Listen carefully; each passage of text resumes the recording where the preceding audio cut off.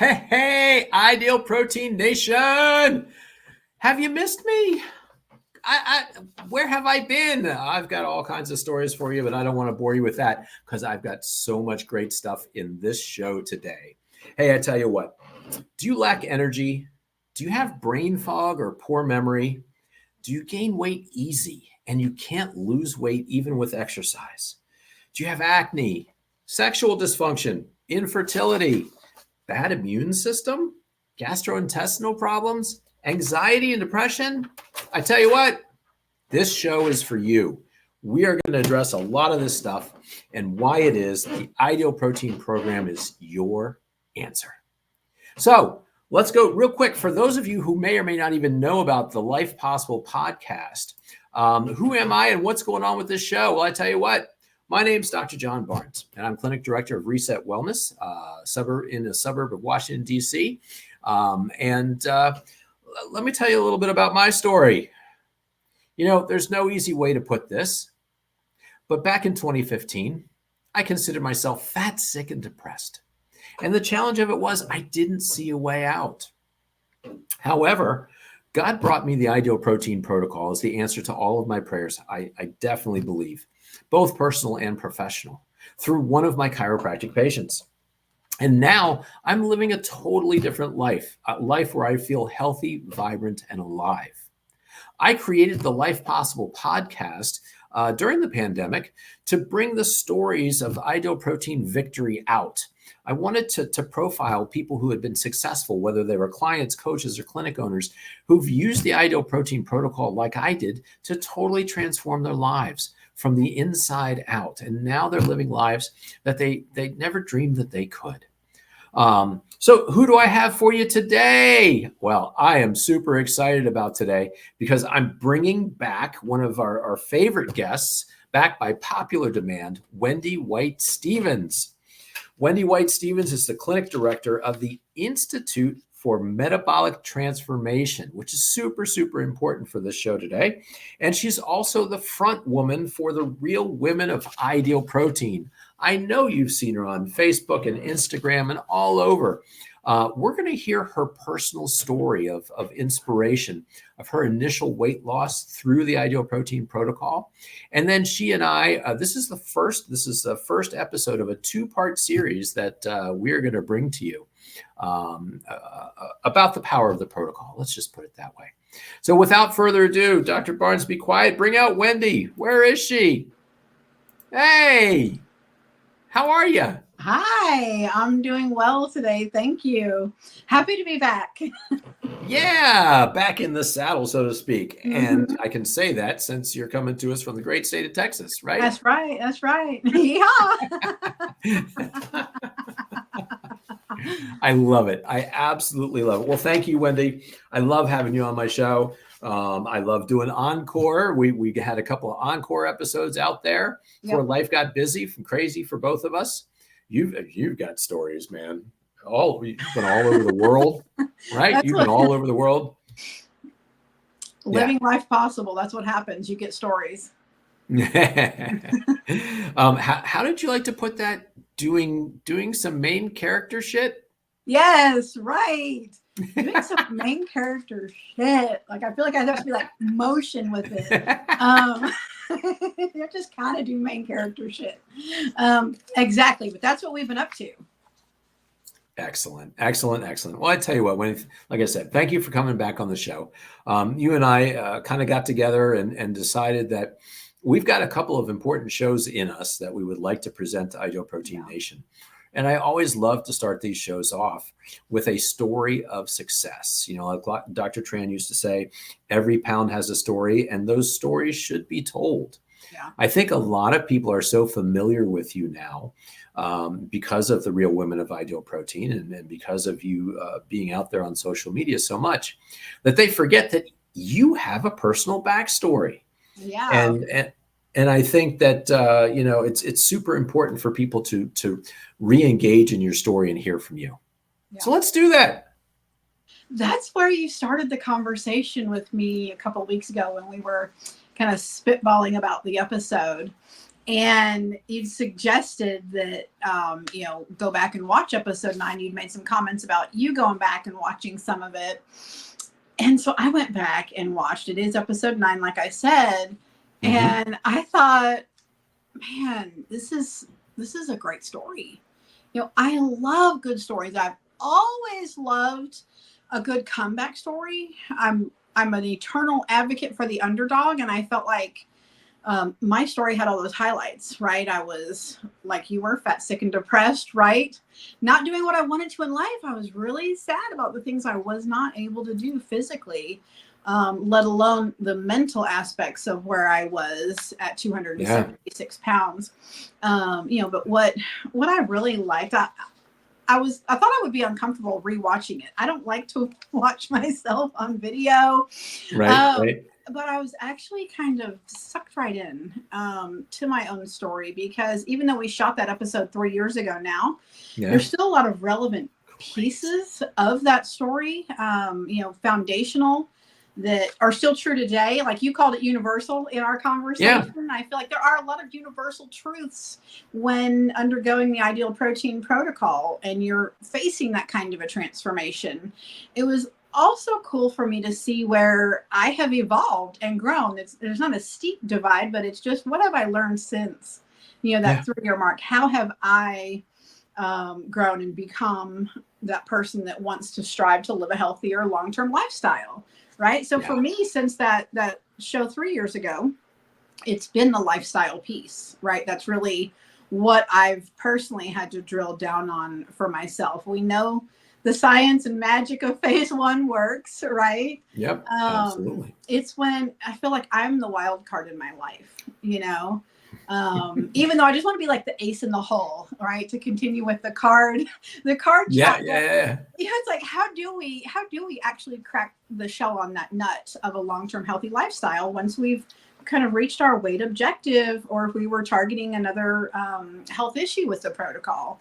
And so that's where I see where I've done the most of my growth. But like you said, in 2016, I started the protocol at the end of September. I was ready. I had waited a couple of months before deciding, okay, yes, I do have it in me to try again. Because as you know, and some of the viewers may know, I had lost 25 pounds the first part of January, February, March, April, into May of 2016. I wanted to just get healthier, right? I don't know. I didn't want to put a number on it. The number made it seem like I was never going to do it if it was a weight loss number. And I had seen another family member targeting weight loss as well in January, February, March. And she was bigger like I was, around the 300-pound mark. And as I was watching her on social media, I could tell, and this is what I really loved about going back and watching episode 9, was I wasn't so focused on her experience with the weight loss piece. That was a nice component, and that's what got my attention. But it was really that I could tell inside, like her eyes were shining. She was super happy. Like there was just a difference about her that I could tell from a social media picture, Wow. And that's really what kind of got me thinking, if I do have the tenacity and the desire to do this again, is Ideal Protein the choice for me? And I had I'm gonna slow you down, cowgirl. Okay. Slow. Hey, let's pull the horse back. Okay.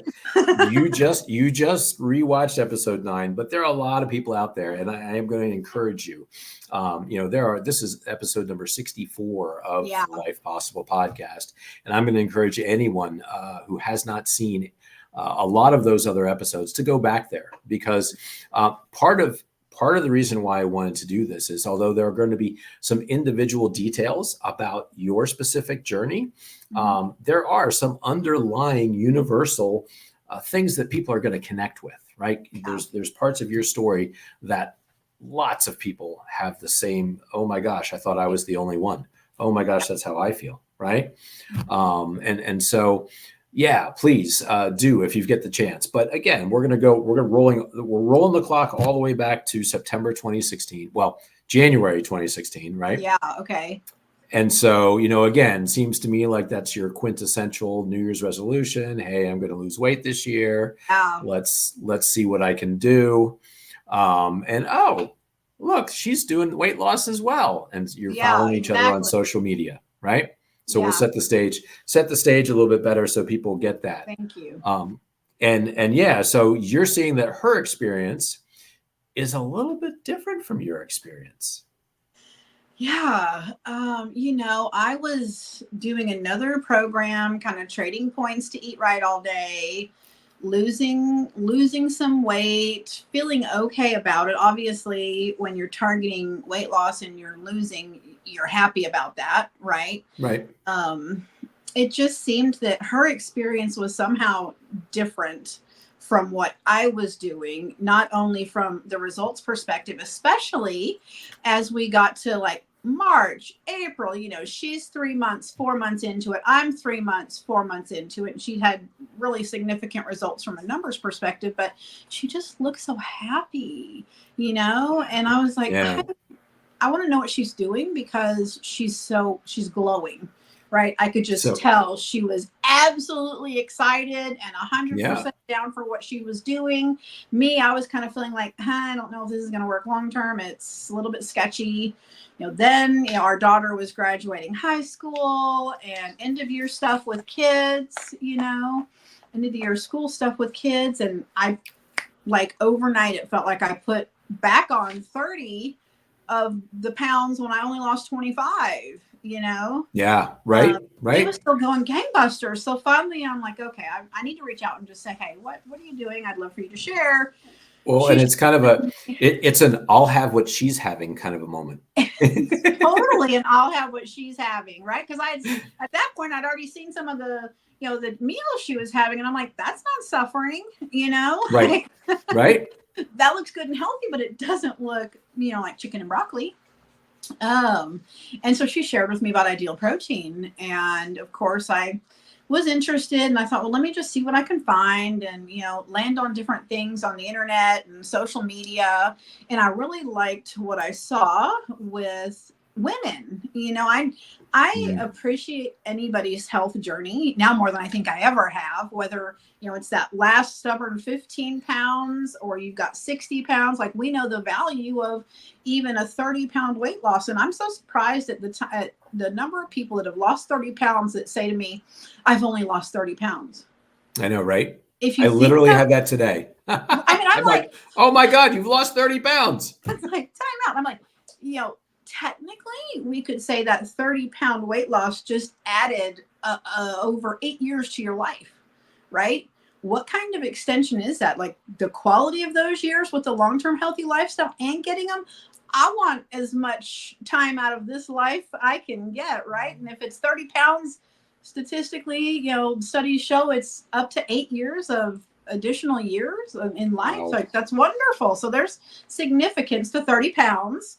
However, I was looking at triple digit numbers for weight loss, Yep. 120-ish. Very Like, I intimidating. didn't even know, like, where would I even be comfortable? Because at 276, size 28, I knew I was not comfortable. Right. Yeah. And so the ladies I was looking at, and they were all so candidly sharing their testimonies.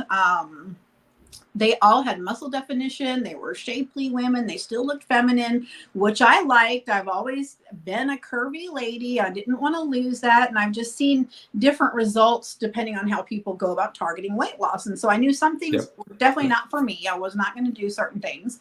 But I was curious with the Ideal Protein how I could lose 120 pounds and still feel feminine, still look feminine, still have some muscle definition. And so I finally decided, okay, I'm going to give this a shot. I'll be the one that it doesn't work for. Well, and I think this is a great part of the story because when you decide that you're finally going to make this decision, right? You also then open the back door, right? You said, okay, but there's a loophole, there's a caveat, right? Yeah. Tell us about that. I thought, okay, let's just try it. Let's try it for 90 days. Let's just see. Because literally, if I know there's a deadline, I can push through no matter what it takes. I will make it to that 90 days. And so at 90 days, I wanted to consider everything. Have I lost weight? have I been running around hangry for 90 days? Because I've probably got a lot of apologies to hand out if that's the case. Is it sustainable for my lifestyle? Like, how do I feel? Is the financial investment, in a household, that line item has to be put into the family budget, right? Is it worth the cost of the protocol? And just go, okay. At that point, I honestly planned on quitting. I was like, okay, great. I'll be done right before New Year's. We'll just see what's next for me. Right. Yep. So I put a reminder on my calendar at work, and it was just ideal protein analysis. And so went through those 90 days. We had a very close family member unexpectedly pass away. 5 days in. 5 days in. Wow. And, being that it was one of our close family members, we had everybody coming in from out of town, all sorts of food and all the things that people in your support community do when you're in need. And so that was my first challenge. Luckily, the gal I was watching on social media is actually a part of our family. And so she was there too. So we were like phase one-ing together. So that was awesome. I had her in that moment where I probably needed some extra support, Yeah, right. Made it through that. We made it through Halloween. My mom makes Halloween cookies every year with us and, with her grandkids. And so that's one of our important family things every year. That was the first year I didn't have a cookie. I was fine to not have the cookie. I wasn't feeling aggression or I didn't have victim mentality because honestly, let's talk about this. I was already 4 weeks in. Yep. Okay. That's a critical point in the timeline. 4 weeks in, I was keto adaptive, right? Yep. I was feeling really good. I had lost a significant amount of weight. We did not have the platform back then, so I don't necessarily have those records, but I would tell you honestly, I was probably down at least 20 pounds at that point, at least. Yeah. Okay. Yeah. From where I started, we went for Thanksgiving. We live in Dallas, Fort Worth area. We pulled our RV out to Oregon to visit our daughter at college at that point. She just graduated in May. So we were in the car for 3 days straight. I thought, oh my gosh, I'm not going to be road trip snacking the whole way. So I know, right? Made it through that. Oh my God. Gosh, I did read a lot. Had our Thanksgiving out there in Oregon. Came home. We've got a ton of family birthdays. My sister's 40th birthday. We went to Vegas for the first time. I'd never been to Vegas. So we went to Vegas and, I was like, wow. All in the first 90 days. All in the first 90 days. And this is like the first part of December. And then we have all of our family birthdays, our Christmas. We have multiple Christmas celebrations. And so then I'm back at work on December 28th, I'm just working. And then all of a sudden my reminder popped up and I laughed because I was like, oh my gosh, I love it. I love how I try to support myself as best I know how with the tools I have at that point. Right. Yep. And so for me, it was just enough to get me going that 90-day window. That reminder went off and, I had my big long list of everything I wanted to think about and consider before I just tapped out. And I laughed. I just missed it. I didn't give it one more second. I was like, there is no way I'm stopping now. I know I would have to estimate again because I don't have the digital records, but I was probably about 220 at that point. Okay. Okay. Yep. And I was like, oh my gosh, like this is incredible. Obviously, I felt so good. I'm 90 days in, full compliance. We've got the cheat sheet. Right. That was the other let's thing. Talk about that a little bit. That was one of my favorite quotes. One of my favorite quotes from that episode was in talking about our beloved phase one sheet, right? Yeah. The quote, and I wrote it down, was, well, you've got a 1-page cheat sheet to make your dream a reality. What an amazing way to describe the phase one sheet. I think a lot of people have other ways to describe it, but that's exactly what it is. Yeah. At the end of their cycle of words to describe it, eventually they'll land on comfortable. Right? It's comfortable in phase one. Okay. That's the word I hear the most. And I thought if if all I have to do, because again, I had years worth of looking into how do I lose all this weight? What do I need to do? And at the start, it just had me counting too many things. I had no idea what they were, right? Macros, what's my energy expenditure? How many steps do I get in a day? All these things where I wouldn't even pursue it. And I thought, literally, if it's just that one sheet and it's going to work, and me doing what I've got to do on the outside of my lips, right? Once it goes past my lips, I'm out of, it's not in my control, right? Totally up to my body. And I thought, I'm jumping in. I'm going to use this one pager and just see where it takes me. Well, that's the thing. I mean, come on. Everybody says, oh, I just want to lose weight. Oh, if I only knew what to do. Oh, okay. Here it is. Right? That's what it's like. It's on one page. And if you do this, it will happen. Right? Will work. Predictable, repeatable, measurable. We don't need to change it. We don't need to add to it. We don't need to take away from it. You literally just have to do it. And all at once, it's super simplistic. However, there's such a wide range of foods and seasonings and things that you can have, right? It's all at once simplistic, yet it can be as I don't want to say complicated, but it can be as complex as you would like to make it as far as recipes and what you eat, right? How you enrich what goes on your plate is entirely up to you, right? It does not matter. If you're the person that wants to eat the same thing 5 days a week because you're fine with that, cool, right? If you need something different, you can have something vastly different every day. And so I loved that one sheet. It's laid out in a way that everybody can assimilate with, regardless of lifestyle.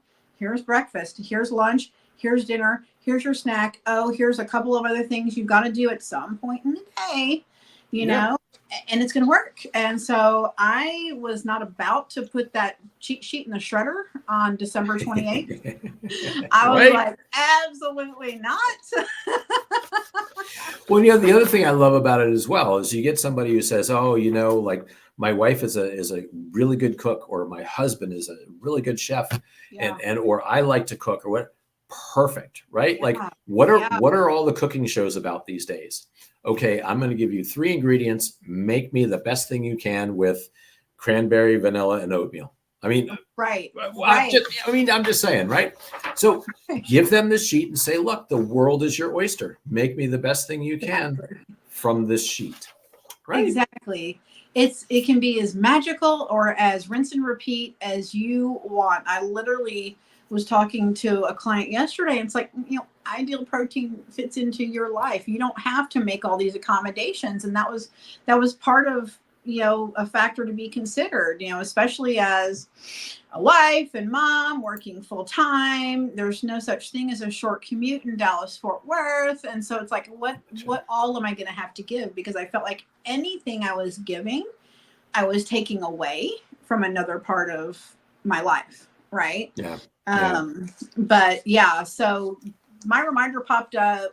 I couldn't have dismissed it faster. I was very, very, very thankful that I did set that deadline, because it gave me an opportunity to have that firsthand experience of phase 1 for 90 days. Yeah, absolutely. You know? And that was, And again, what I will also throw out there, I thought 90 days was actually a pretty big period of time. Like, even if somebody just said, I'll do it for 4 weeks.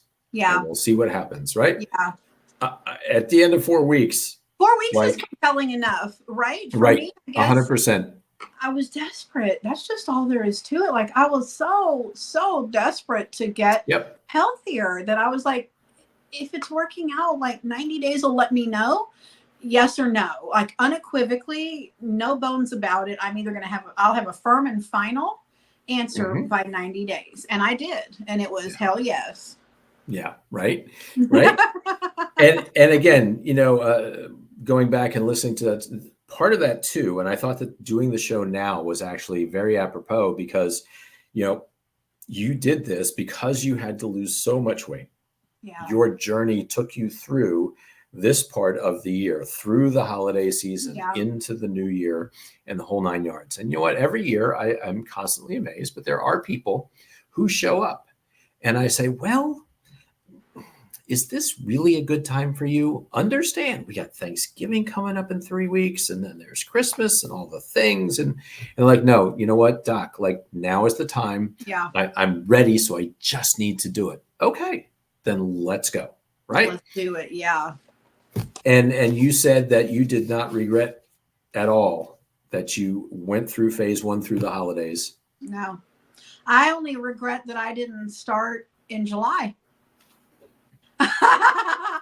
Now that's a whole nother story, right? But yeah, yes, there's people who put it off, right? Okay, I know this is what I'm going to do, but oh, I got this, and oh, I got that. Oh, and then there's Aunt Mary's son's twice removed's birthday, and oh, I got. There's always going to be something, you know, and that's what one of the notes I made when I was rewatching the episode was, you know, the number one thing is still mindset. Like literally, that is the number one thing. And so whenever you are in that space, you know, right? And so for people that want to get started now, next week, whenever if you're ready, you're going to be successful. Yep, absolutely. Whether you think you can or you can't, you're right. Yeah. Right. Let's go. Yep. So let's look at a couple of these pictures that you gave me during the larger time in your life. Yeah. And discuss a couple things about them. Yeah. Okay, so let's do that. First of all, I don't think that we talked about this, but I had actually transitioned my footwear to a Skechers Go Walk slip-on tennis shoe because I could not tie my shoes with the laces on top.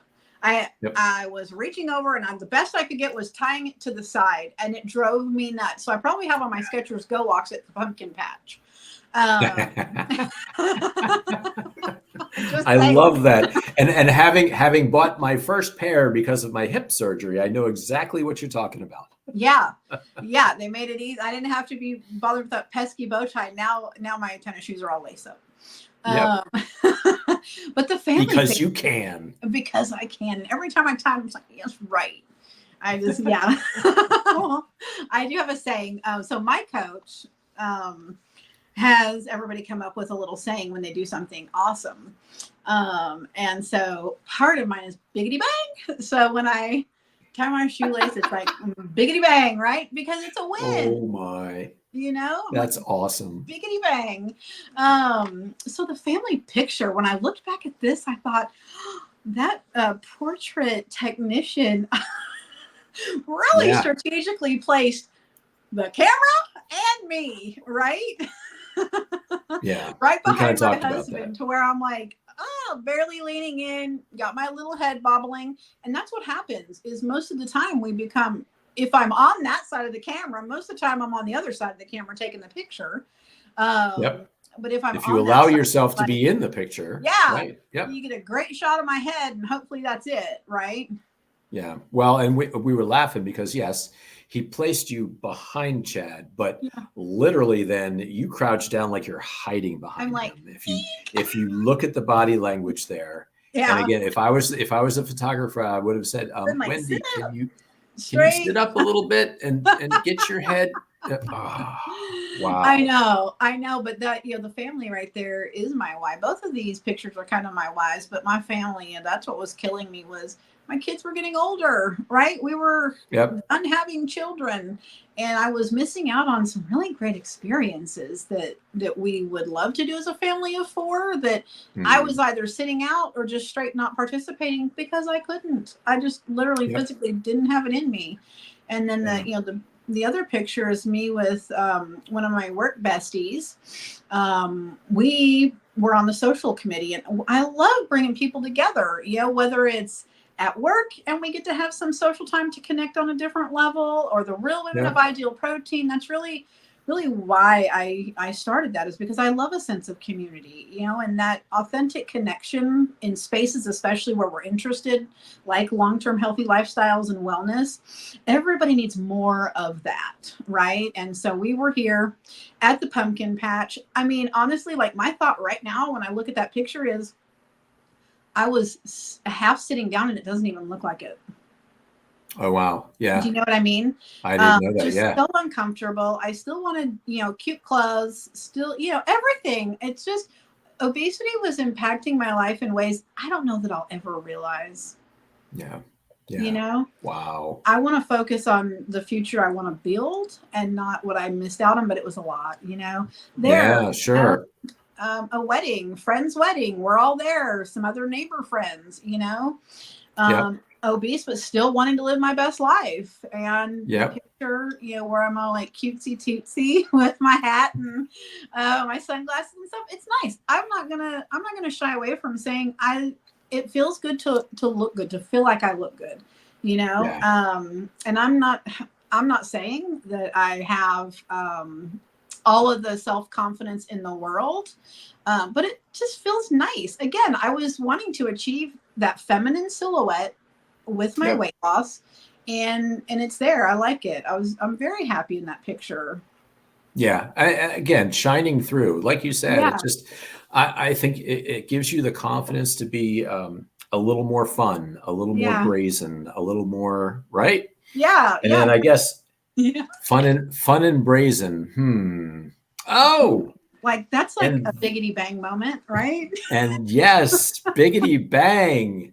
No, but again, these pictures then show just kind of a next level Yeah, of self-confidence, of self-esteem, of fun, yeah, of adventure, yeah, right? And yeah. I think maybe that's the word that I've kind of been searching for, is just a little bit more adventure in your life, Yeah. I mean, right? it's been so full of adventure, and I think it exemplifies the relationship I want in my marriage, right? Because Mm. there's no way for Mhm. that to not be impacted when you don't have energy and you're mentally just ready to check out by 5 o'clock because Right. you Yep. used everything you had to give, clocking in and clocking out, and just the experiences we want to have, especially now that our kids are 22 and 29, Yep. right? We want to have adventures.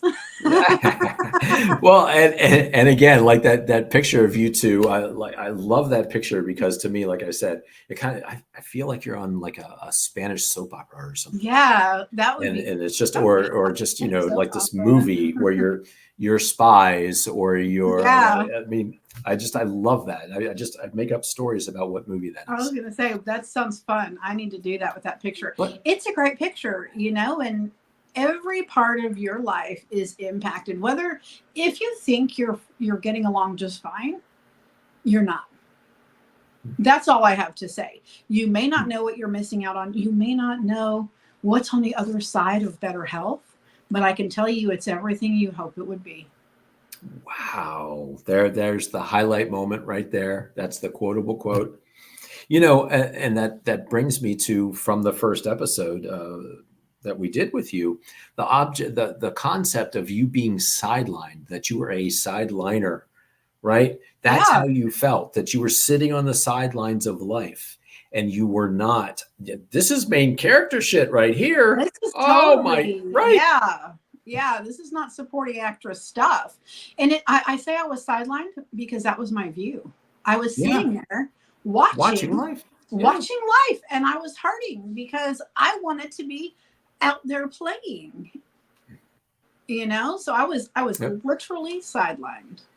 yeah, yeah. No, and again, these are things that I think people can connect with, and I absolutely could connect from my days pre 2015 about all those feelings, not wanting to Uh, be in the picture, hiding in the back of the picture, feeling like you were sidelined, not being able to participate in things, right? yeah, And yeah, and then all the while pretending that you were okay, yeah. all the while putting on that persona, right? I was the funny guy, right? Right, right. And I The was funny, overperforming, like all these party ways that we boy. try to Yep. bridge that gap.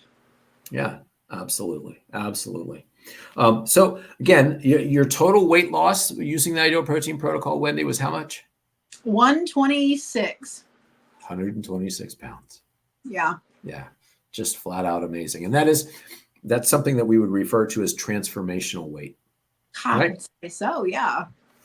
I would definitely agree. I mean, what's so great though is even like we've talked about it, that maybe 20-ish pound 30-day interval, that 90-day interval. The awesome thing is you don't have to hit that finish line to start reaping the benefits every day, every waking hour and every sleeping hour. So like 24 hours a day, you start reaping benefits. And it does not take long, the energy, the mental clarity, the better sleeping, just everything starts to fall in place as soon as you optimize the fuel for weight loss and start doing it. It's not that I didn't have to wait till the end of June to start feeling great. I was feeling so good within the first 3 weeks. Yes, 100%. And that's my story as well, right? Man, by week 2, I felt better than I ever expected I could for the rest of my life. I expected to lose weight. Everybody loses weight doing this program, right? That's what I've seen. Right. I didn't expect, holy heck, what it did for me on the inside in those first 2 weeks. And week 3 for me was spring break. And I went on a trip. I went on a trip to Hilton Head, South Carolina with the high school baseball team and all the parents and families. Oh my gosh. My wife couldn't make the trip, so I didn't have a chaperone. It was the prime place for party boy, right? Yeah. My previous 3 weeks ago persona would have gone wild. I had already achieved weight loss and I felt so much better that my friends were incredulous. They're like, what are you kidding? I know. You're not going to drink? You're not going to eat what? Oh my, what? And I was like, look, guys, I never expected to feel this good. This thing is working, and I am not going to derail this train. I want this train to move ahead as fast as it possibly can towards its destination, right? Absolutely. And why? Because the metabolic transformation is happening. All right, you let the metabolic out of the bag. Let's shift our focus a bit. Your journey then inspired you not just to enjoy your life, but to pursue careers in Ideal Protein, to become a coach, to become a part of Ideal Protein itself. Yeah. Yep. I wanted 100% of everything Ideal Protein had to offer because I felt like if I could do it, anybody can, right? Yep. Literally. 100%. If I could make it happen, literally anybody else has the best chance at achieving their health goals with the protocol, and for the longest time there was this day, and I'll tell you, it was February of 2017. I got into my truck and I left my dream job. I drove away from my dream job for the last time because my dreams had changed. And that only took 4 or 5 months, right? For me to have like this dream changing experience with Ideal Protein.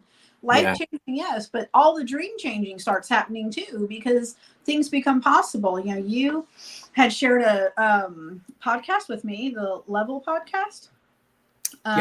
Right? Yep. And pretty quickly, these 2 female physicians are dialoguing about metabolic health. And she says, your metabolic health enables you to live your passion and meaning.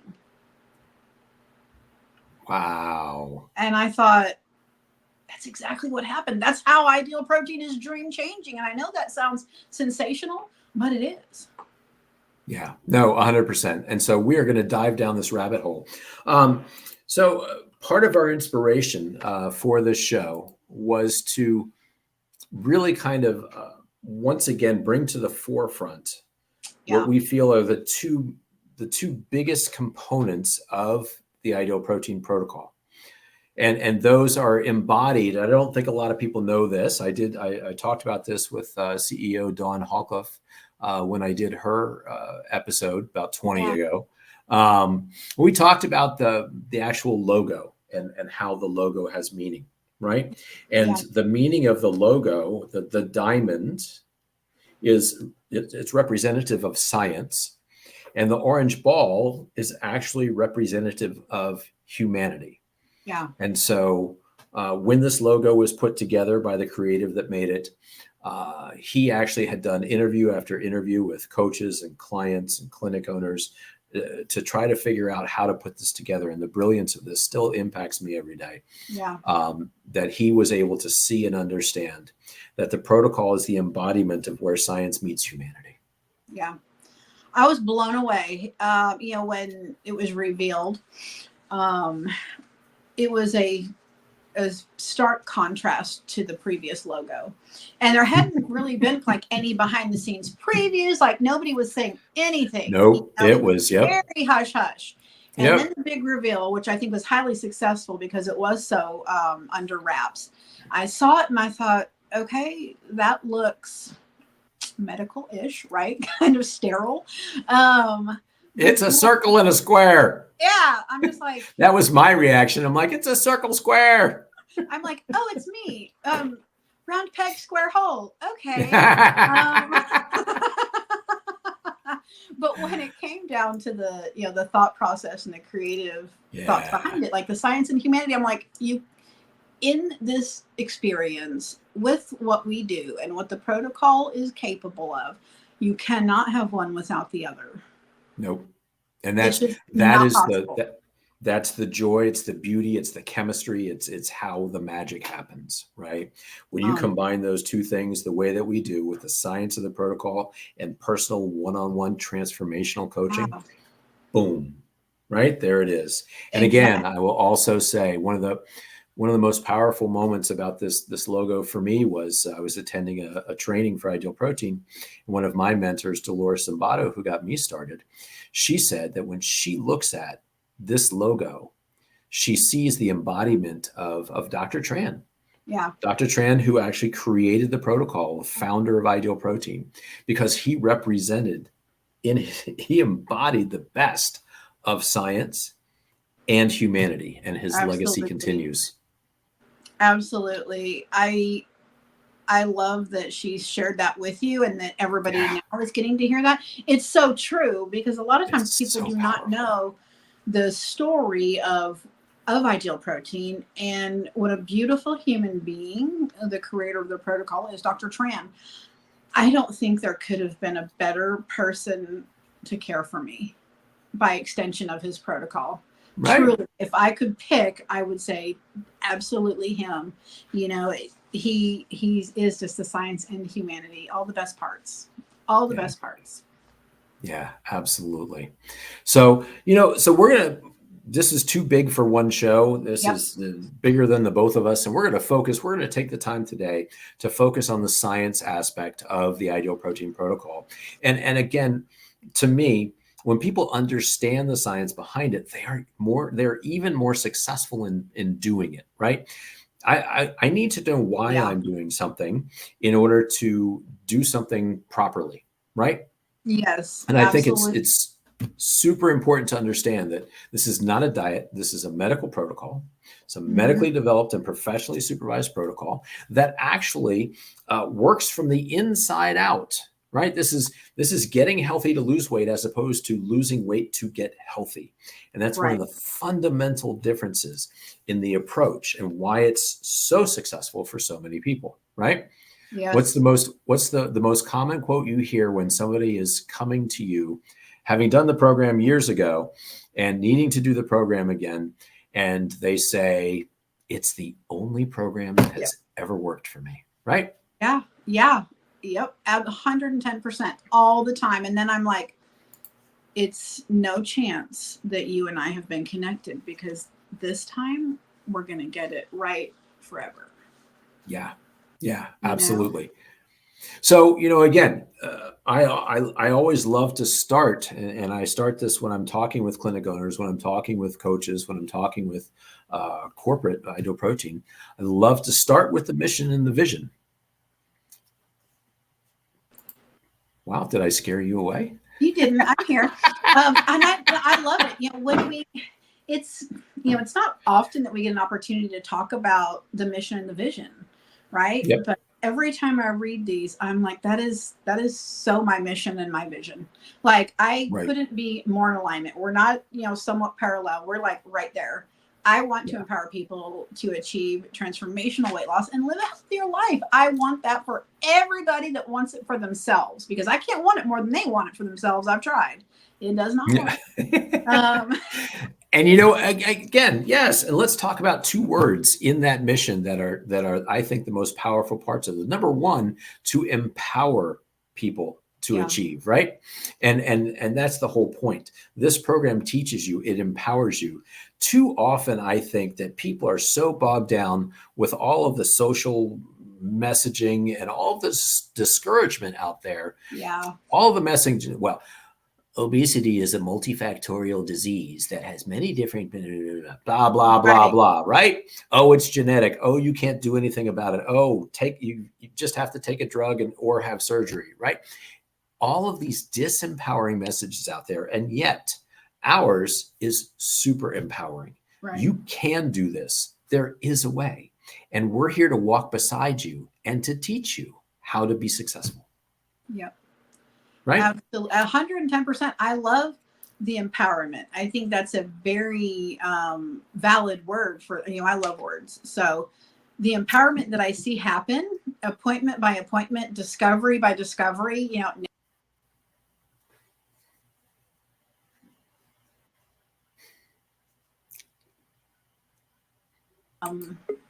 even when you're targeting weight loss, right? You don't have all these other side agendas. They're going to come out and they're going to happen. And it starts with education. That's what the intro seminar is for, but that education just keeps going. And I feel like that is a critical component of the experience to not only get where you want to be with your health, but understanding how to stay there. Yes. Yes, 100%. And the second word that I want to highlight in there is transformational. Yeah. Right? Yeah. Again, this isn't just meant, unless it is that you've never been able to get those last 10 pounds off and it's been driving you nuts, and it will be transformational, right? Absolutely. But this truly has the opportunity to change your life, right? And ultimately, as professionals, we get super excited about this because now we're dedicating our lives to something much larger than ourselves in the vision, and to lead the way to end obesity through metabolic transformation. There is no bigger epidemic, no bigger healthcare issue in North America than obesity and obesity-related metabolic disease. It touches everybody in some way every day. Yeah. It does. And, when we hear, obesity runs in families, it's like, well, that kids born after 2001 statistically are highly likely to develop a preventable chronic disease by the time they're 20. And, the metabolic transformation can happen early if it's a younger person coming out of college, just starting their adult life and flourishing in the future that they want to build as an adult, or if we've got the retirees on protocol. I love that just as much, because I'm like, yes, you text me from Disneyland with 17,000 steps in one day and you're 78. I want that. Yeah, I know, right? I absolutely love it. Yeah, 100%. The thing I'm going to highlight in the vision, though, as well, is metabolic transformation. And that is what the rest of the show is actually going to focus on. Right. It is super important to both you and I. And I think I love this because I come from this science and medical background, and you don't. But yet you've latched on to this concept of metabolic health and metabolic transformation, and you own it and you live it and you breathe it. Yeah. And there's great reasons for that. And then also they added on last year the brand promise that ideal protein transforms metabolic health. Again, super important. And now it's something that we're seeing almost every day on social media and in regular media. And it supports you in a way that works best for you. And that's where that personal one-on-one coaching comes in. Right? Yes. I love that the most, if I had to say the most on any one of these, because everybody feels like their lives have the potential being vastly different than everybody else's, or the way their body functions is vastly different than everybody else. Like I said, they'll be the exception to everything that's a norm of what we see. And when the bottom line is, actually, we all have a lot of the same programming and it all works the same way. Yeah. Yep. So let's get a little geeky, and we'll do a little bit of definitions, et cetera, et cetera. I think that'll help. I think it's super important because everybody has this concept of their metabolism, right? Oh, I've got a slow one. Oh, I've got a fast one. Oh, I don't have any, blah, blah, blah, right? So I love this definition. And you mentioned her before, Dr. Casey Means. Dr. Casey Means is the chief medical officer and co-founder of a company called Levels. Levels is a continuous glucose monitor company. And I don't know if people out there have seen these things. They used to be for diabetics only, particularly type 1 diabetics. Man, it's made life so different for these people who have to manage their blood sugars with insulin 24 hours a day.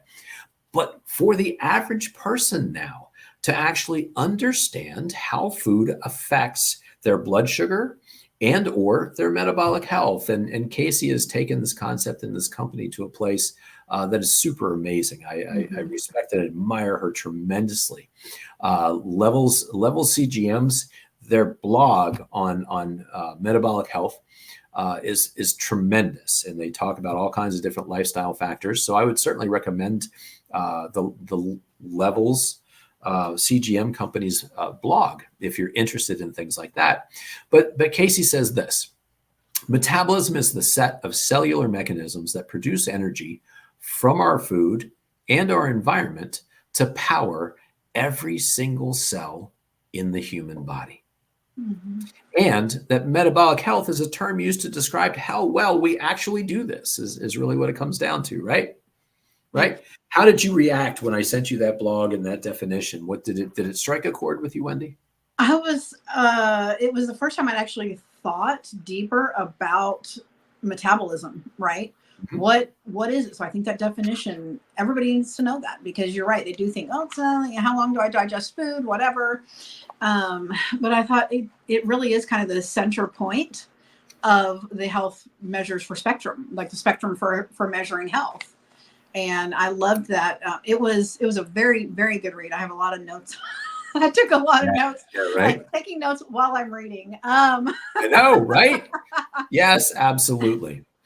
But again, metabolism kind of has this nebulous, everybody kind of has their own different idea about it. And I think it's important that we understand it's literally how your body takes the food, the air you breathe, and puts it all together so that it can power your life, right? It can give you the energy and the power to do the things that you have and want to do. Yeah. What can we extrapolate out of everything you're giving us to power you through what you've got going on? And that's what you were saying before. The video that I sent you, her talking to Dr. Sarah Gottfried, another pioneer in women's metabolic health. Yeah. And literally when she said, well, it actually speaks to meaning and purpose in life. It is how you power your meaning and your purpose in life, which knocked me over, because what is, and I should have had a graphic for this, Wendy.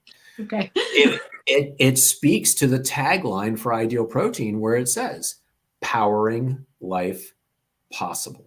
Yeah. Right? It's so true. That's what I stopped too. I paused it and I wrote it down and I'm like, that's exactly it. Like if you wanted like the quickest version of the Holy Grail, like that's it. Right? Mind blowing. So, to put this kind of in a healthcare or medical setting, how does your doctor measure your metabolic health? I found this super interesting. These 5 different measurable health markers are what now is commonly understood to determine if a person has basic metabolic health or if they're starting to lose that. And there was a researcher, Gerald Reaven, back in 1988 that published a paper that talked about these 5 different measures. Metabolic health is interesting because it's almost a diagnosis by exclusion. It's like, well, if you don't have problems with these things, then you're healthy. Right. Right. Then we've got no problem found. Right. And it's fascinating because ever since I can remember getting my first set of slides from Ideal Protein for the introductory workshop, these 5 things have been mentioned, right?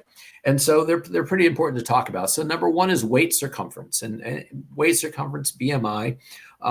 Those 2 things kind of go together, but it's interesting because truncal obesity, central obesity, is one of those things that has a higher form of significance to your overall health. And so that's why waist circumference, that measurement, is an important indicator as to what's going on. So that's one of our metrics that we use every single day in our office with our clients, right? Yep. How important is that?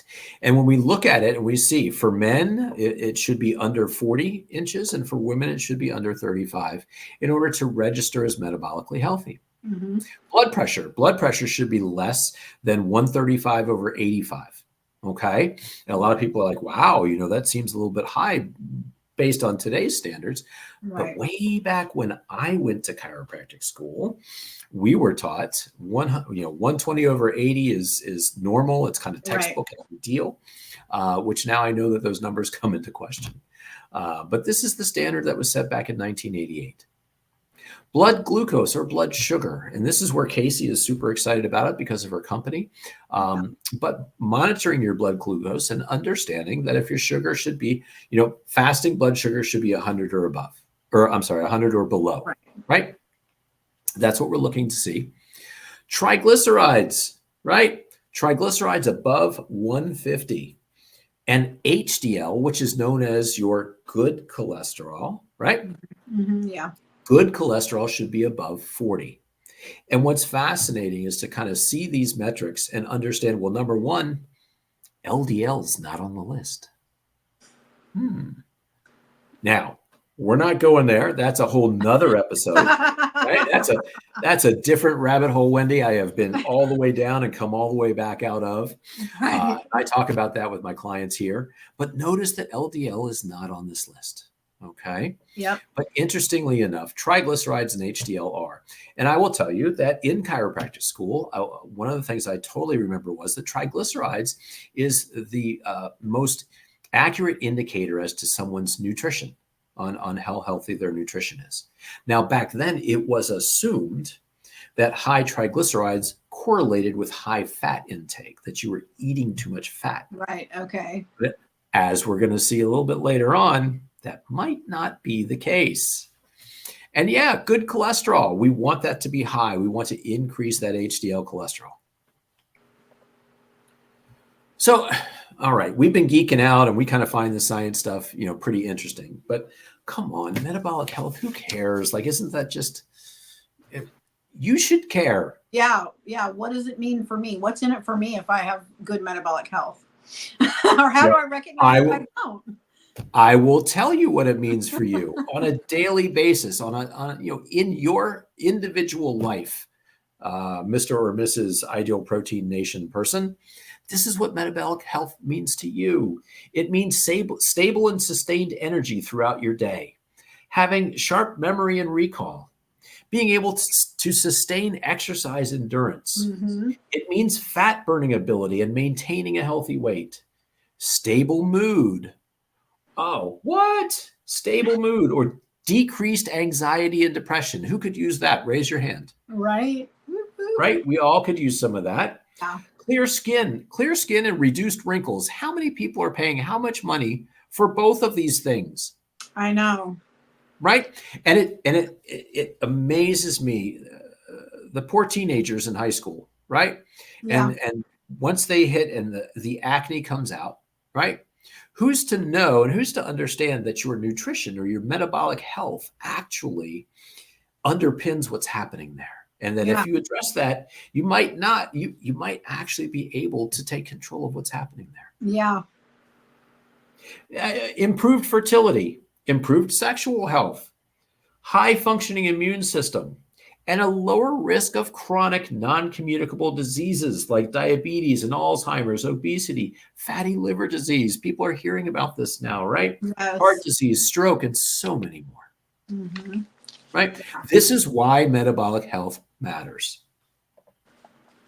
So we've talked about metabolic health, but let's talk about metabolic dysfunction. Okay. When our metabolism is just, it's not working right?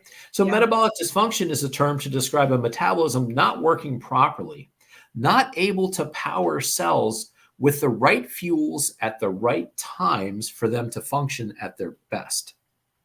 We now understand as well that metabolic dysfunction is the foundation of so many chronic diseases, both physically and mentally. Mm-hmm.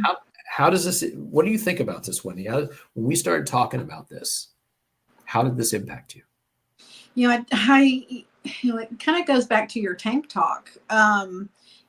I didn't even realize or know that I had different fuel sources within my one body. I just thought food in, food out, I do what I got to do.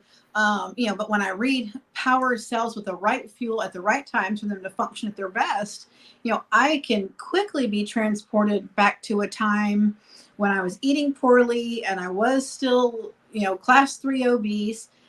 Everything was harder. Down to the fact that if this is not embarrassing, but it used to be. If I forgot something on the other side of the grocery store, I might not walk all the way back over there. Okay. I'm not going over there. Actually, it's not for tonight's dinner. It's gone. I'll just put it on my list next time. Just those little things. So I'm highly interested in knowing how to power my cells for them to function their best, because that relates to everything else I actually want to execute in life and do in life, whether it's grocery shopping and those mundane chores, the laundry, the dishes, or whatever, or those adventures that we talked about earlier. Like, you definitely need the right fuel for that stuff. Right. Absolutely. And that's the thing, right? And we've had so much misinformation given to us. And the challenge of it is even people who are trying to eat in a healthy way have been taught wrong information that has made them so frustrated that they start to believe that nutrition just there's no way to eat healthy. There's no way that you can control your weight, that you can control your metabolic health. And we're here to tell you differently because you've been taught wrong, right? Absolutely wrong. So many times, especially, I'm sure this happens to you too. People know what we do. And so they come up and they start the conversation about their health with us, with me, and they just share with me what they're eating, and I'm listening to how they're building their plate, and I'm going, I'm having a lot of healthy this and healthy that. Yeah. Even if they're all like potentially healthy items, it's the composition. It's, just having that true and honest education as to what actually works to go ahead and sustain and restore metabolic health. Right. Absolutely. So metabolic dysfunction, how do you know that if you've got metabolic dysfunction? Well, how about these symptoms? Anybody have these? Lack of energy, brain fog, poor memory, gain weight easily. And not just that, but you can't lose weight even with exercise now. Man, I used to be able to, and I can't. Doesn't matter how long I spend in the gym, right? And I just don't have the endurance anymore to actually work out. Again, acne, sexual dysfunction, infertility, poor immune system, increased inflammation and pain, gastrointestinal issues, anxiety and depression. We now see these in the literature. We see these now in media and social media as symptoms of metabolic dysfunction. And in fact, it's so common these days that we accept it as normal, right? We accept it as normal because 88% of Americans suffer from some degree of metabolic dysfunction. Mm-hmm. This statistic, when it came out, absolutely blew me away. And the paper that I'm looking at here, it was actually written and published in 2019, right? And it's a situation of understanding. Let's look at it a different way. Well, if we flip the script and we say, well, that means only 12% of American adults are metabolically healthy. That's alarming. It's crazy, right? But when you look at the population at large, when you look at the people in your life, we all have that one person that we hate because they're fit, they're healthy, they can eat whatever they want, and they're just right. Right. They are the anomaly. I mean, and when we talk about it, right, what that means when we're talking about that 88% and that 12%, what that means is they have all 5 of these metabolic health factors, these markers, Yeah. within a healthy, normal range without the use of any medications. Yes. Yes. Okay. And that was the standards, or that was the metrics that they used to determine metabolic health versus metabolic dysfunction, or not metabolically healthy. Right. Well, and you say, 88%, and we think it's normal. If it's 88%, that is what's normal. We need to change that. I mean, and we need to change that. We've got to change that. That's horrible. It's absolutely unbelievable. Hey, look at this. A blast from the past. I pulled out a couple. I reached way back and pulled out a couple of slides from our original Ideal Protein intro workshops, right? Mm-hmm. And so, we've heard terms ever since 1988, and Gerald Reaven did his work, and that's what this is based on. We've heard term syndrome X. We've heard the term metabolic syndrome, right? Yeah. And metabolic syndrome, or syndrome X, takes those 5 metabolic health markers into under scrutiny. And if you have 3 out of 5 of those that are outside the normal range, then you're considered to have metabolic syndrome. Yeah. Okay. And even metabolic syndrome is kind of a precursor to true chronic diseases and named diseases and those kinds of things. So we're still kind of in a kind of a stage with health and disease, right? But why would we wait to address this until it's so far gone that you've developed a named diagnosed disease? It blows my mind. It blows my mind, and I feel so betrayed by the medical community. Honestly, if I think about, because I'm so good about getting my physicals, right? And the physician I had was my physician. She's been my physician probably 19 years. So she saw me gaining all that weight. And while she did say, you've got to do something about your weight, that's pretty much the extent of a conversation with most physicians. Right. You say, okay, something, right? Eat better, exercise, or something. I just feel like there it is. The ultimate betrayal is happening, because I was trying to at least be proactive in getting my physicals, and then being told, like, because I'm not falling into one or more of these criteria, I'm not spurring any kind of health emergency outside of just obese and, not metabolically firing the way I need to live my best life. And again, you bring up a really, really great point, right? What is the advice that the doctor most commonly gives? Eat right and exercise. Eat healthy and exercise, right? Yeah. Well, what does that mean, doc? Right? Herein lies the current modern day patient's frustration, because now they're going to go home. My doctor told me I have to eat healthy and exercise. Yeah. And they're going to get on the internet. Right. That's what happened to me in January of 2016. And that's why I was like, I'm not counting macros. I don't know how to do all this. I'm going to.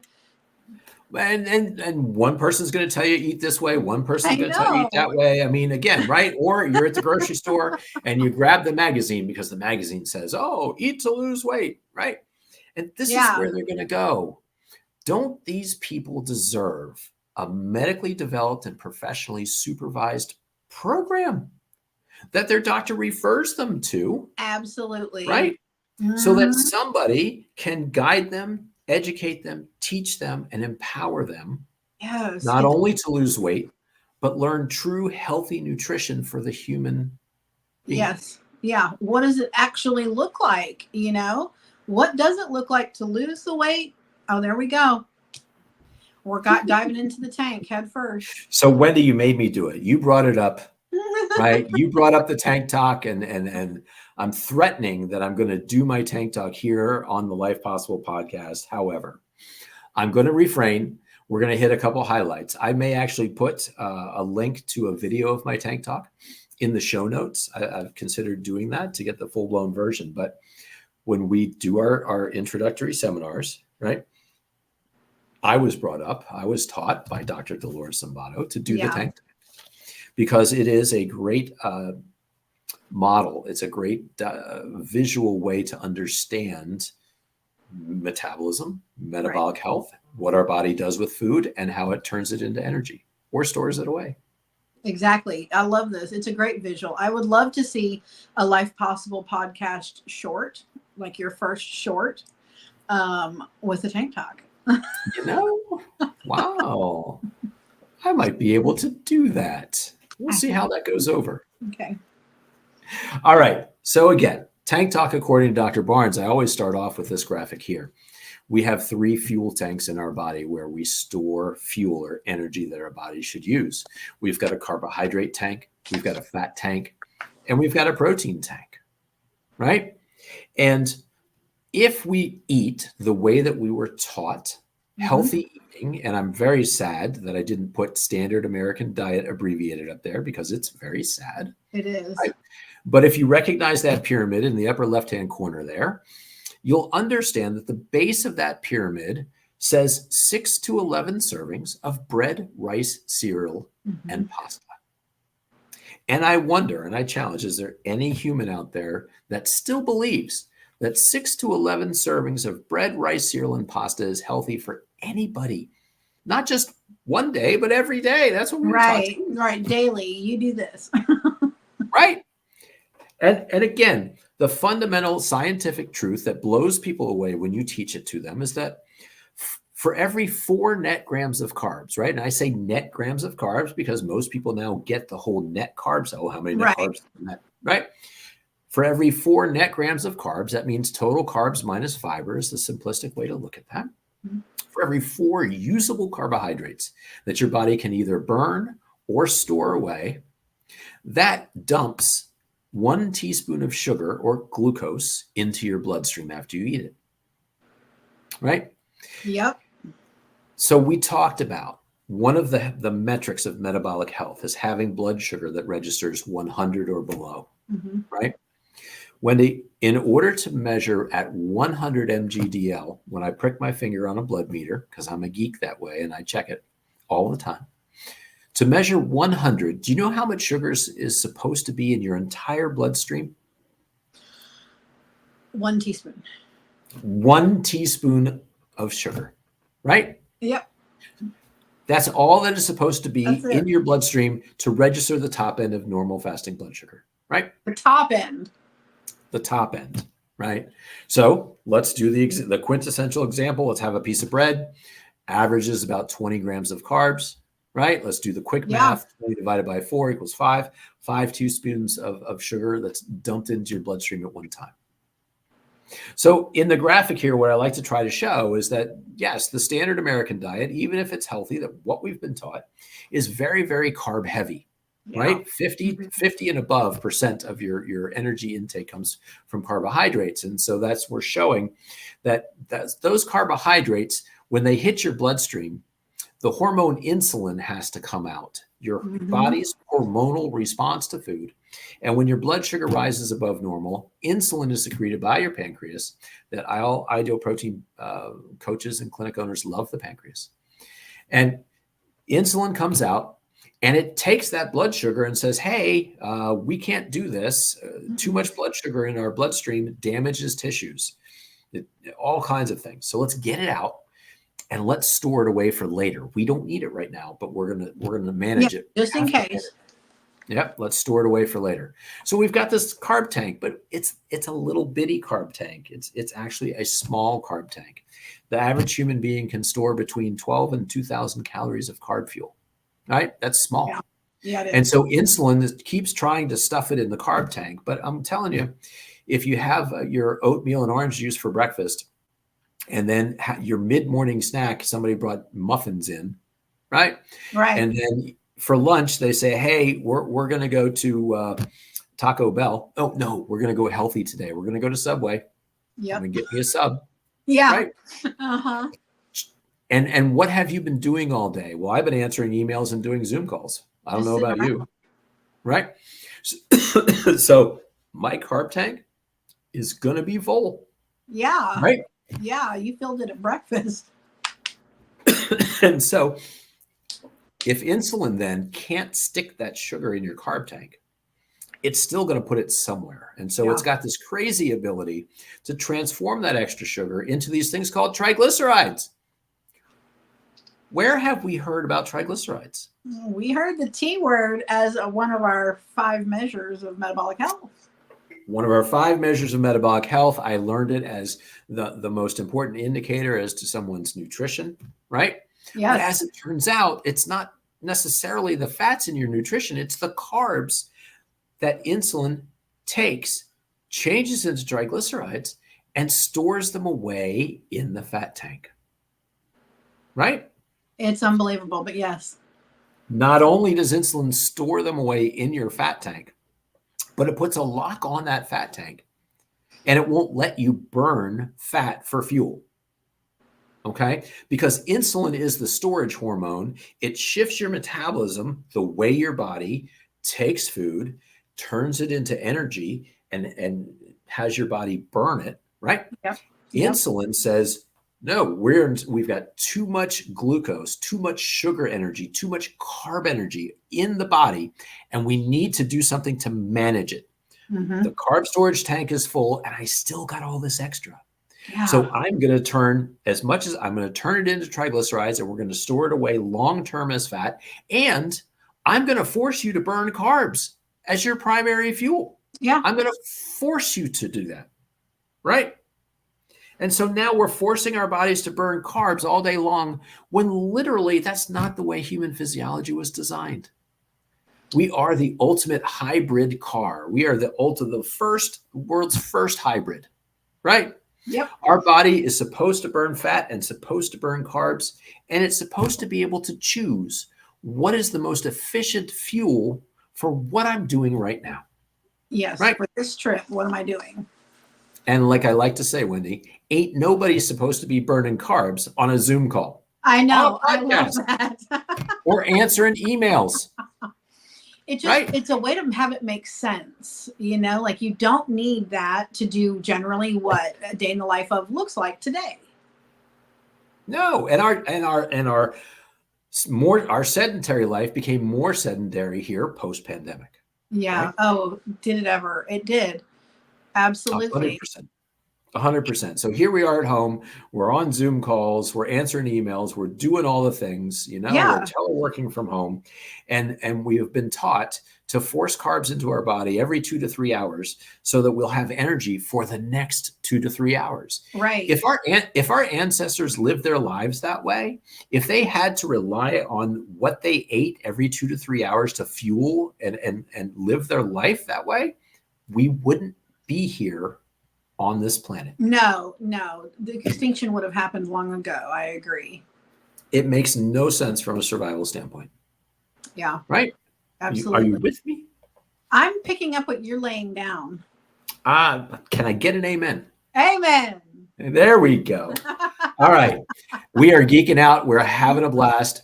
And again, I'm pulling from the past here. I love this. It does show that old Ideal Protein logo. One of my friends at Ideal Protein used to call it Curvy Girl, right? Yeah.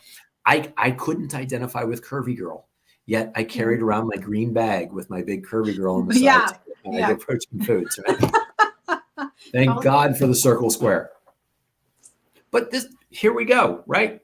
Another graphic that is super important and integral to us teaching Ideal Protein. Right? Yeah. Insulin is the hormone that enables fat to be stored in fat cells or adipocytes.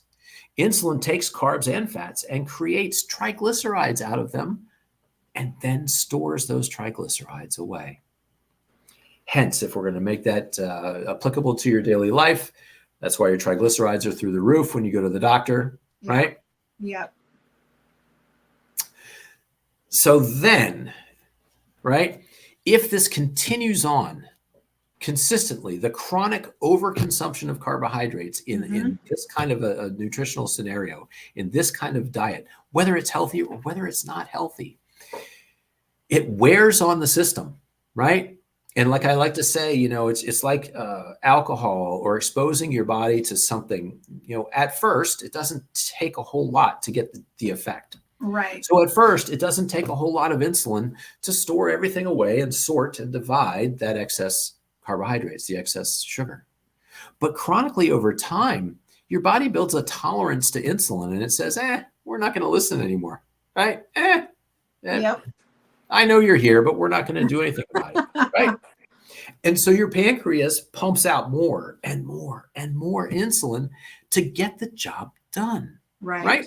Right. And so we call this hyperinsulinemia, where there's much higher insulin in your bloodstream than we would expect.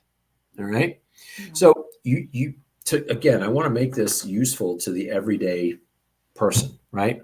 And you mentioned, Wendy, when we were talking earlier, we were talking off camera about it's frustrating that when you were so heavy and you were close to 300 pounds, right? And you would go to the doctor, that your blood metrics, your blood glucose was still in the normal range. It wasn't even pre-diabetic. Right.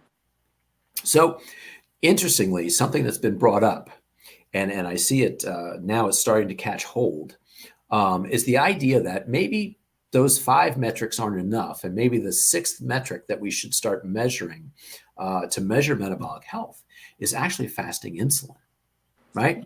Yeah. Because what happens with so many people is the fact that your pancreas just works overtime and it pumps out so much insulin all the time. It's still able to keep that blood sugar down in the normal range. Right. And it can do it for a prolonged period of time. But what is one of our best outward indicators that this might be happening inside our body? Weight gain. It's weight gain. Yeah.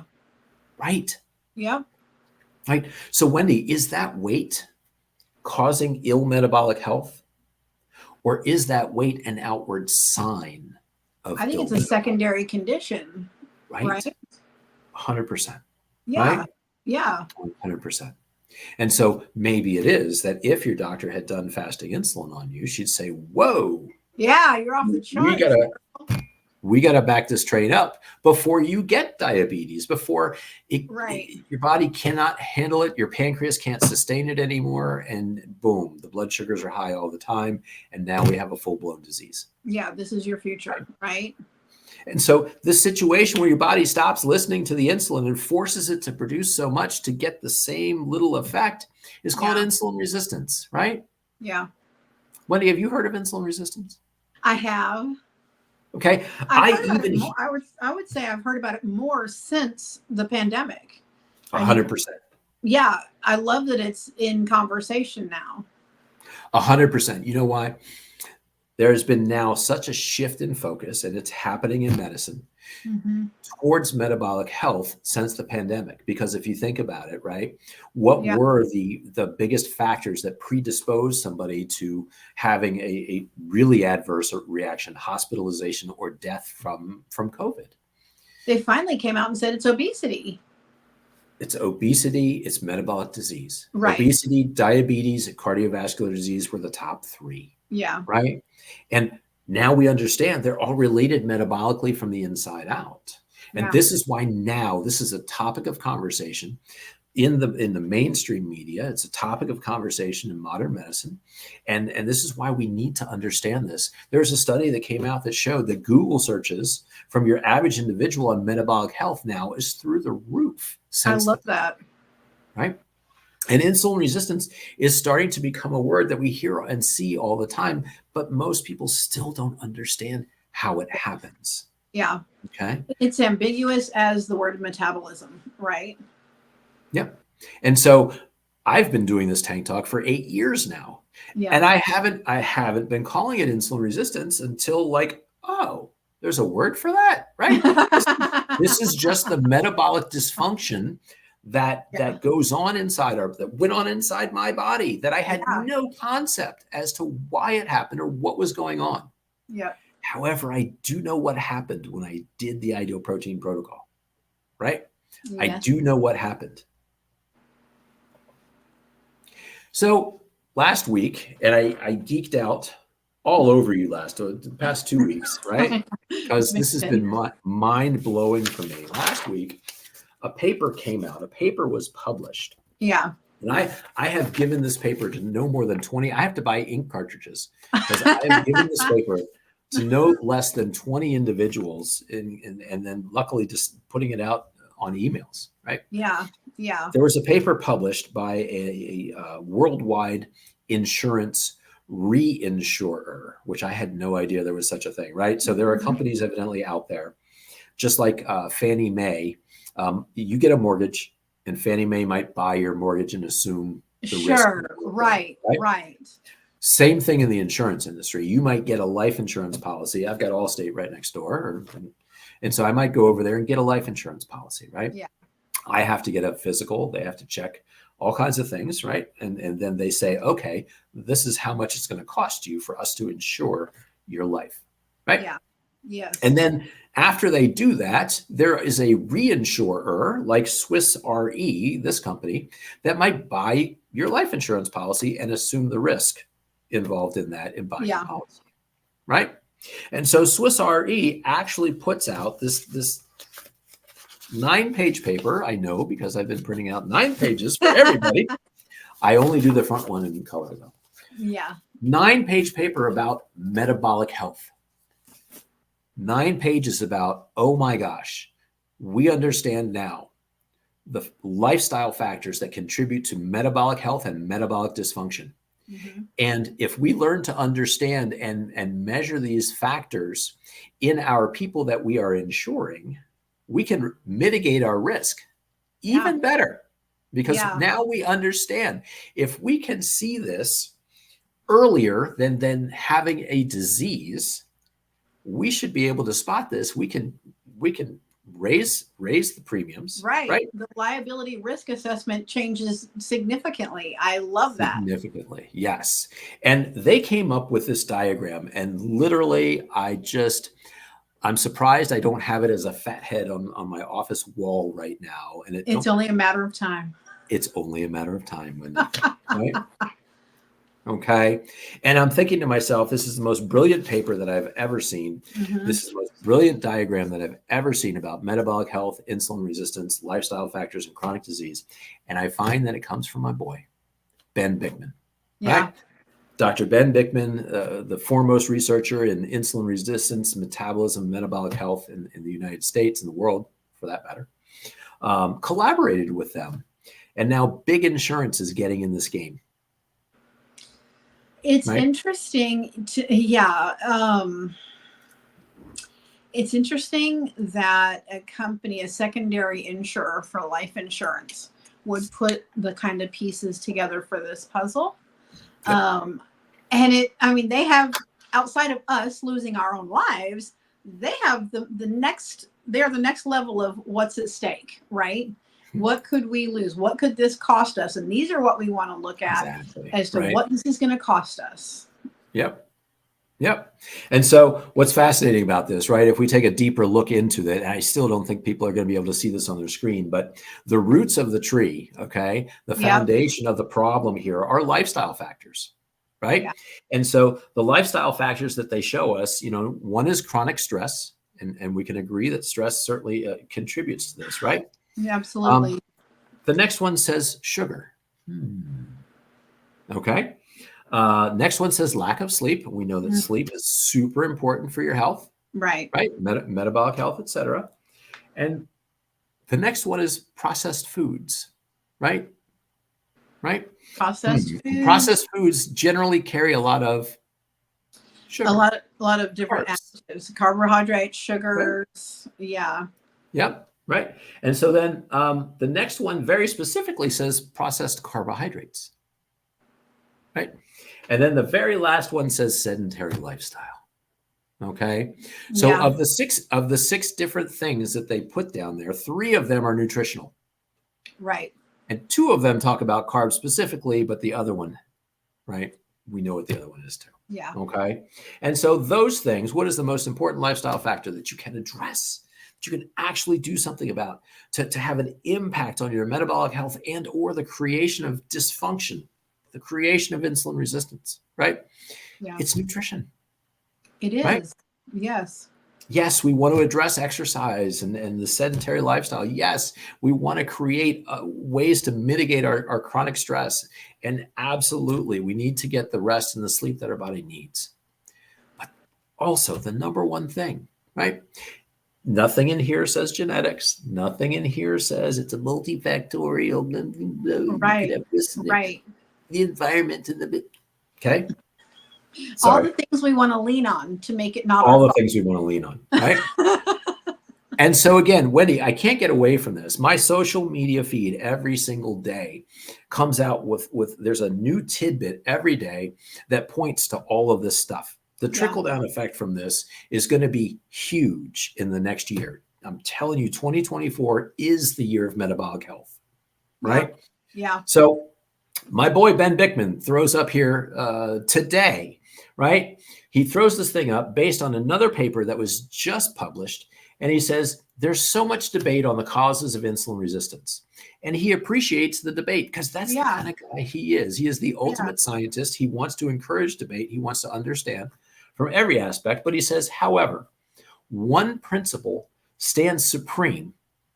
Too much insulin or hyperinsulinemia is a primary and perhaps the singularly most important cause of insulin resistance. A new study published report adds to the considerable evidence of this. Right? Yeah. Are you tracking with me, Wendy? I'm tracking. I'm thinking, why hasn't anybody ever said, let food be thy medicine? Well, you know what? People have said that. Right. Brilliant people, more brilliant than I, right? It has obviously stood the test of time, and we're coming full circle is what I'm seeing. 100%. 100%. So I was talking about a couple of episodes ago. I interviewed Trevor Birdman Rogers, one of my favorite guys, good friend of mine on social media because he lives in Australia. Right. And he is a metabolic health coach in Australia. He uses a protocol very similar to ideal protein to transform people's lives there. And he and I were talking, we were addressing very specifically the use of these new wonder drugs, the new obesity drugs, right? Your GLP-1s. And the bottom line is a nutritional metabolic problem requires a nutritional metabolic solution for meaningful, long-lasting results. Yeah. Why is it we're always looking for a hack? We're always looking for a pill. We're always looking for something. Yeah. And these things are no different, right? No, they're not any different. And to say, he's in Australia, this is a global issue. This is not just, accessibility and affluence. And, this is not an isolated problem. It's a global issue. Absolutely. Absolutely. So the top of the tree is fascinating because these are all named chronic diseases and diagnoses, et cetera, that they have now walked back and seen as kind of the end stage of insulin resistance or metabolic dysfunction. Right. Right. And it's crazy some of the things that we're seeing on here because, now it's not just heart disease and diabetes, but they're talking about brain disorders such as Alzheimer's or dementia. Right? That was a little dementia moment there. Polycystic ovarian syndrome and all of these different things, right? Yeah. They're linking these things and the research is showing it. So if we come back to the tank talk and we come full circle, right?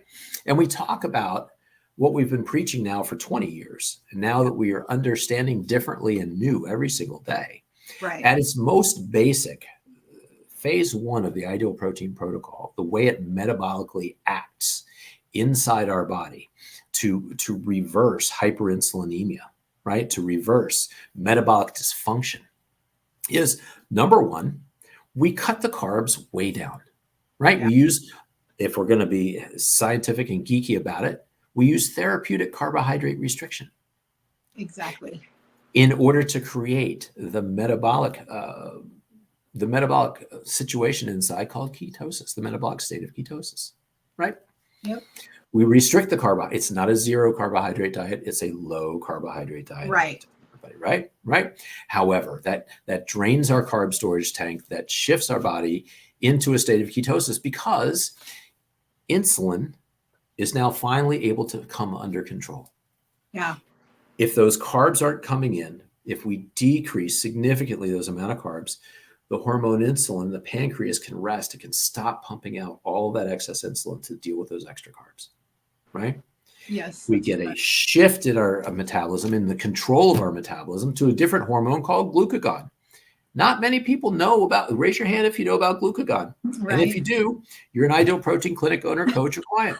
Right. The average individual on the street, hey, what's the hormone glucagon do for you? I don't know. Yeah. Well, okay. It's only the hormone you want in charge of your metabolism, because Yes. glucagon does the opposite of everything that insulin does. And it starts by saying, hey, unlock that fat tank and let's start burning fat as our primary fuel. Right? Absolutely. And the way we get it to focus on that stored body fat using the Ideal Protein protocol is, this is a very low fat protocol. Right. Right? Low carb shifts us into fat burning. Low fat means that fat is going to come out of storage and not off of your plate. Right, right. Which is the difference between mainstream keto or DIY keto with, I say, the pound of bacon a day situation. Yeah, we're taking it off our hips and thighs and bellies and not off the plate, like you said. Absolutely. Right. And that is the whole difference. Everybody, their brother and their sister, loses weight the first 2 weeks of keto, no matter how you're doing it. Right. Right. Right. Because they've eliminated some of those food choices that needed to go. And we drain down the carb tank. We lose all of our bloat water. And man, wow, look at how I lost 10 pounds. Oh my God. Oh my God. Yeah. And then, right, if you're eating just enough plate fat to give you the energy you need to get through your day, you know what? You're in ketosis and you're feeling great, but you're probably not losing weight the way that you wanted to in the first place, right? Exactly. And that's where the brilliance of the protocol being low fat and affecting the healthiest, fastest fat loss possible is what we're up to, right? It expedites it for sure. And like you say in the tank talk too, it's adequate protein. A lot of times people have this misconception that it's high protein. Yep. Yeah, but it's actually just what we need. Well, and here's the thing, right? Your body can burn protein for fuel. Mm-hmm. We just never want it to. Okay. Right. And so I like to label the protein tank for emergency use only. If you are starving on a deserted island with a volleyball. Right. Right. And if you get that reference, you're as old as me. If you're starving on a deserted island with no food, then we do want your muscle mass to shrink down, because muscle dictates metabolism. Yeah. How many calories it takes to keep you alive, your basal metabolic rate is dictated by how much muscle you have on your body. So the more muscle you have, the more calories you need to stay alive, right? So that's the only situation where it makes sense to burn protein for energy, right?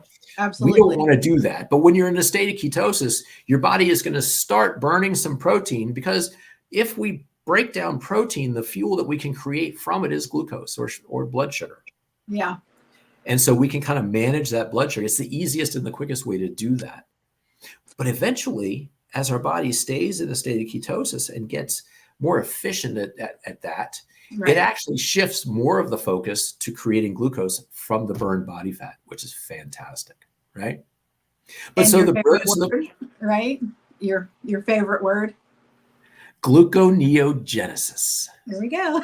Wow, we've reached new heights in right? But I've had a lot of pent up stuff for the past couple of months, and we've got to get it all out. So yes, 4 times a day. 4 times a day, equally spaced out. We're going to go ahead and give our body enough protein to protect, repair, maintain our muscle mass, and a little bit extra for our blood sugar too. Yeah. Right? And that's the brilliance of what goes on with that protocol.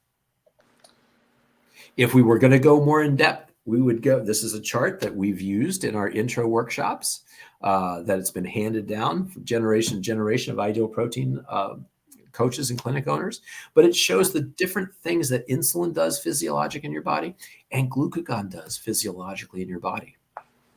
Insulin shifts your metabolism into storage mode, whereas glucagon shifts your metabolism into fat burning mode. Right. Right? Yeah. Insulin, let's go with this one. Insulin increases your body's cholesterol. It increases your body's own production of cholesterol, right? Mm-hmm. Whereas glucagon decreases your body's production of cholesterol. Insulin tells your body to retain all the extra sodium that you've been taking in, and therefore we got bloat water, because of this retained sodium, right? And or our blood volume increases, and many people can develop high blood pressure from that. Yes. Right? But glucagon does the exact opposite. Glucagon tells your body, hey, get rid of any excess sodium that comes in. Dump that bloat water that we've been carrying around forever. And hey, let's dump some of the volume out of your blood. Right? Absolutely. And that's why my buddy Ed Reardon on episode 25, I believe it was, that's why we had the salt conversation. Right? Good conversation. Yes. It was epic, controversial, and impactful. That's why we now understand why sodium is the most important electrolyte that we supplement while we're in the state of ketosis and while we're in phase 1, right? Yeah. We could go on all day long. So, and we're not going to, ladies and gentlemen, we're going to take it easy on you because we're already at 1 hour and 40 minutes. Oh my gosh. The science of phase 2 and the science of phase 3, right? It's all about now that we've got all that body fat burned off that we don't want to carry around anymore. Now that our metabolic machinery loves to burn fat, is very efficient at burning fat for energy. Now we're going to put it back in hybrid mode. Okay. Yeah. Now we're going to shift our nutrition to include healthy fats and to include some foundational carbs, right? We're going to test our body's carbohydrate tolerance level. Yeah. Because that's the key to staying metabolically healthy.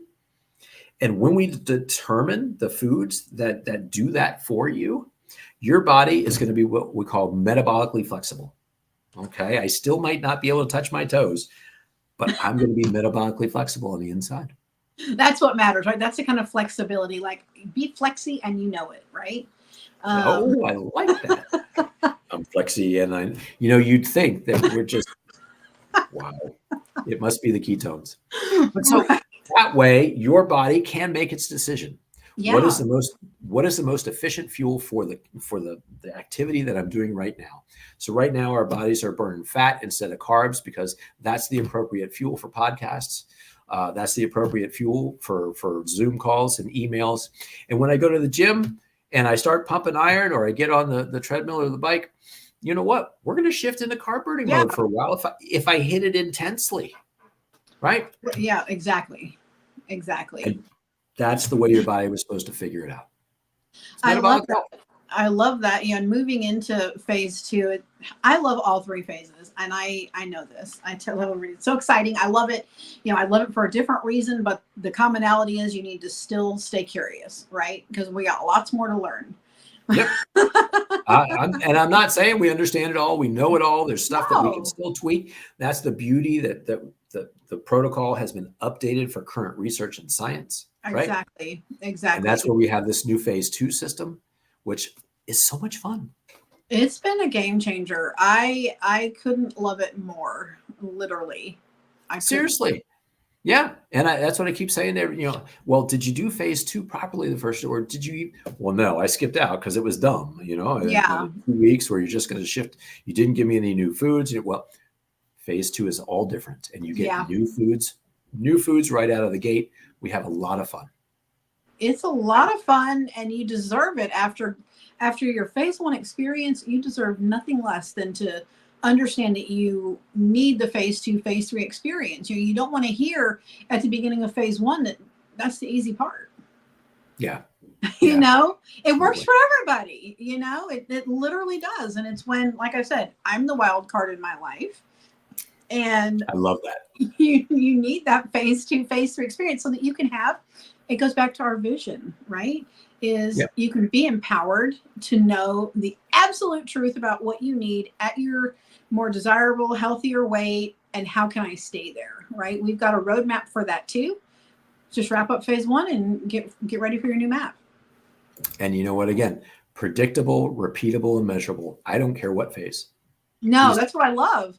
That's what I love. Right? It's based in science, and so there's an answer for everything. And darn it anyhow, right? We see new examples of it happening all the time. If you look on your social media feeds, Ideal Protein Nation, there are so many inspirational stories like these people up here. 2 of them are my favorites, but. And I would love to get every single one of them on the show to tell us the stories behind the pictures, right? Exactly. I definitely love seeing these so. pictures, and I wonder, well, what made you do it in the first place? What was your Yeah. experience like? Like, what are you going to do now? What Yeah. what life possible is this now going to create for you? Exactly. Exactly. I love that. The adventure. I love that word. Right. It's just, there's so many opportunities with that word. 100%. 100%. Absolutely. Whew, hour and 45 minutes, Wendy. You know It's what? been good. All I can say is at least I'm not Huberman. Okay. Right. I love the guy, but 5 hours I can't do. That's okay. Me neither. So, thanks, ladies and gentlemen. We are going to wrap this all up this episode. But like I said, there's even more that Wendy and I want to share about the Ideal Protein Protocol, about its impact on people's lives, because it's not just the science. Although, Yeah. man, the science, it gets me so excited every time. And I'm trying to get people excited, right? You're doing a good job. You're getting people excited. I love it too. And I really don't care who knows it. Honestly, I'm shameless. I'm Like, flexy and I know it. And then, right. yeah. Dun. Right. Well, again, I love the fact. Please, again, I want you to tell people the name of your clinic.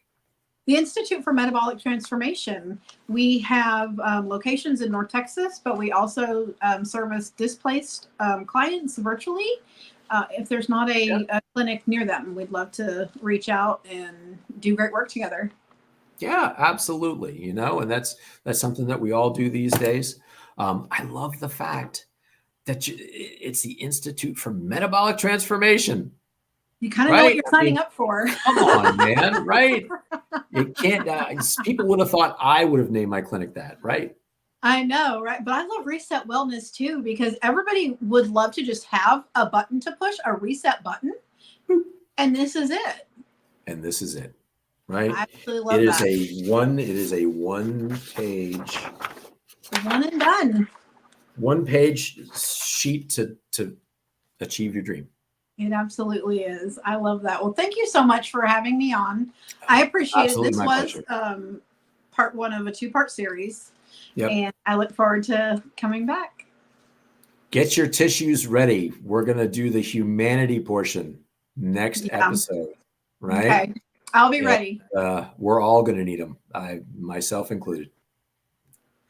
All right. Thanks, Wendy. Hang out backstage real quick. I'm going to shut this show down because we knocked it out of the park. Okay. Let's go. Ladies and gentlemen, thank you so much for joining us on the Life Possible podcast. I tried to make up for lost time, I think, by the length of this show, the content of the show. And, you know, we could have gone on for hours more. So just think about that when you complain about how long the show was. But stay tuned. Not only do I have Wendy coming, I've got some other really dynamic people in Ideal Protein Nation. So, you know, absolutely stay tuned for what's coming next. I promise I'm not going to desert you. That there's so many more stories to be told, so much more to understand, and so many more lives to reach with the Ideal Protein Protocol.